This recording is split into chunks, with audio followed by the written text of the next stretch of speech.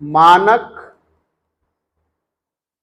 स्थिति ब्रैकेट में लिखना, थीटा बराबर 90 डिग्री को बोलते हैं क्या, मानक स्थिति। मतलब जब वो आपका द्विध्रुव विद्युत क्षेत्र से कितना कोण बना रहा हो, मतलब वो लंबवत रखा हो, तो उसे कौन सी स्थिति बोलते हैं, मानक स्थिति। तो देखो मानक स्थिति ब्रैकेट में लिखना थीटा बराबर 90 डिग्री, ब्रैकेट के अंदर ही लिखना, ब्रैकेट के अंदर ही लिखो वह स्थिति जिसमें द्विध्रुव विद्युत क्षेत्र के साथ 90 डिग्री का कोण बनाता है, ब्रैकेट बंद लिखा। अब बाहर लिखो, से वर्तमान स्थिति तक, ब्रैकेट बंद करके लिखो बाहर से वर्तमान स्थिति तक घुमाने में किए गए कार्य को, वर्तमान स्थिति तक घुमाने में किए गए कार्य को विद्युत द्विध्रुव की स्थितिज ऊर्जा कहते हैं। देखो भाई परिभाषा समझेंगे पहले, तो सबसे पहली बात तो यही है, देखो यहां पे ध्यान से बात ये चल रही है कि अगर ये क्या है आपका एक समान, क्या है ये विद्युत क्षेत्र। अब आपका ये एक समान विद्युत क्षेत्र है, अब आपको क्या करना है, एक विद्युत द्विध्रुव होगा जो ऐसे रखा होगा, ऐसे रखा होगा, मतलब कितना कोण बना रहा होगा, ये ए बी रहा होगा। तो ए बी जब विद्युत क्षेत्र के साथ 90 डिग्री में है, तो इस स्थिति को कौन सी स्थिति बोलते हैं। तो अगर कोई विद्युत द्विध्रुव मानक स्थिति में है, तो उसे मानक स्थिति से उसकी वर्तमान स्थिति है, वर्तमान स्थिति नहीं पता क्या है, तो चाहे आप 10 डिग्री घुमाओ चाहे 20 डिग्री घुमाओ, तो उस डिग्री को अपन क्या मान लेते हैं, थीटा। उस डिग्री को क्या मान लेते हैं, थीटा। तो थीटा को ही क्या बोलेंगे, उसकी वर्तमान स्थिति। तो किसी विद्युत द्विध्रुव को उसकी मानक स्थिति से उसकी वर्तमान स्थिति तक घुमाने में जो किया गया कार्य है, वही कार्य क्या कहलाता है, विद्युत द्विध्रुव की स्थितिज ऊर्जा। पड़ोस में वही लिखा है, नीचे से लिखो, अच्छा लिखिए, माना एक विद्युत द्विध्रुव,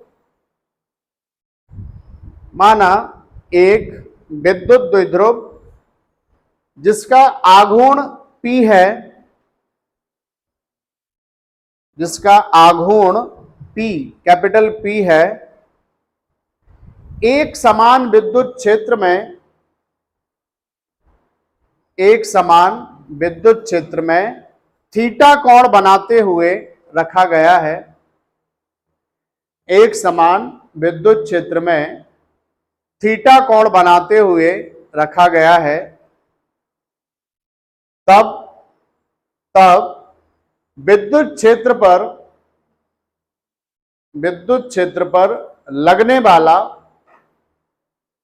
प्रत्यानयन बल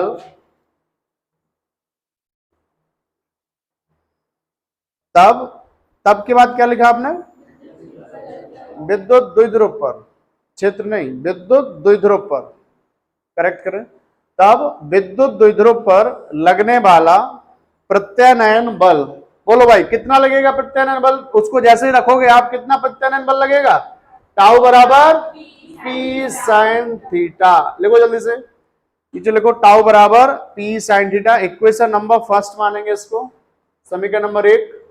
नीचे से लिखेंगे, यदि द्विध्रुव को अल्प कोण, यदि द्विध्रुव को अल्प कोण d थीटा से घुमाया जाए, यदि द्विध्रुव को अल्प कोण d थीटा से घुमाया जाए, तो किया गया कार्य नीचे क्या लिखोगे, कार्य बराबर क्या होगा, बलाघूर्ण, बल युग्म का आघूर्ण गुणे विस्थापन, जैसा कि अभी पिछले में किया था आपने। बोलो भाई कार्य कैसा होगा, छोटा कार्य होगा, dw बराबर, बोलो वॉल्यूम कितना, टाउ, विस्थापन कितना, d थीटा। क्या लिखोगे, समीकरण 1 से क्या रखोगे, समीकरण 1 से मान रखने पर, जल्दी से बोलो, यहां पे समीकरण 1 से किसका मान रखोगे आप, टाउ का। तो बता दो, डी डब्ल्यू बराबर टाउ का मान हो जाएगा P sine theta into D theta. इतना नोट करिए, P sine theta into D theta. अब आपको तो अगर स्थितिज ऊर्जा की गणना करनी है तो बताइए कहां से कहां घुमाना है? मानक स्थिति मतलब 90 से घुमाना है कहां तक? वर्तमान मतलब थीटा, वर्तमान मतलब कोई भी कोण मतलब थीटा। तो नीचे लिखिए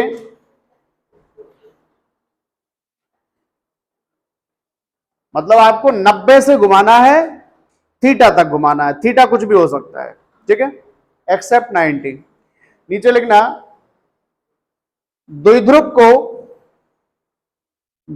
को ऐसे लिखना, थीटा 1 बराबर 90 डिग्री से, थीटा 1 बराबर 90 डिग्री से, 90 डिग्री तो डिग्री में होता है, रेडियन में क्या बोलोगे? Pi by two, pi by two. हाँ, थीटा 1 बराबर 90 डिग्री से थीटा 2 बराबर, बोलो वर्तमान स्थिति को क्या बोलोगे? थीटा से थीटा 2 बराबर थीटा तक लाने में किया गया कार्य, थीटा 2 बराबर थीटा तक लाने में किया गया कार्य, किया गया कार्य। कोई हमें बताए समझदार? बोलो। बड़ा कार्य होगा W, समाकलन किसका होगा? डी डब्ल्यू का। इस बार लिमिट बताइए।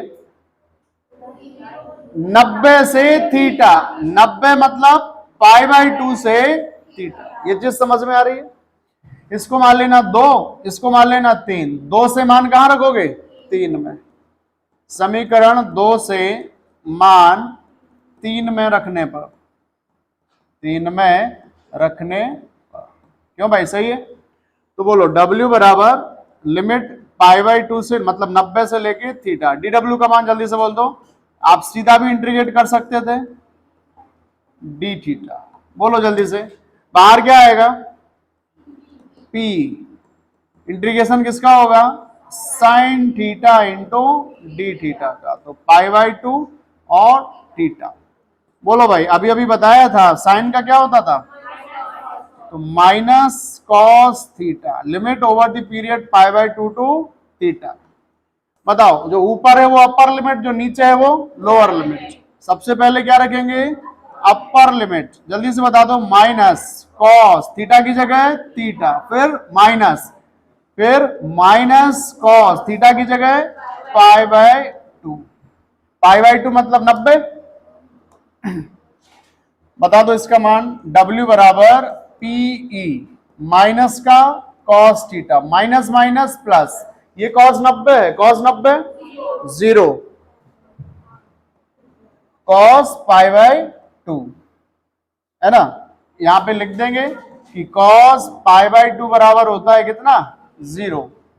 तो W बराबर P माइनस का कॉस थीटा प्लस का 0, कुल मिला के माइनस का इसमें मल्टीप्लाई कर दो, तो माइनस का PE कॉस थीटा। तो बताइए स्थितिज ऊर्जा का व्यंजक क्या आया? Minus PE cos theta. ठीक है।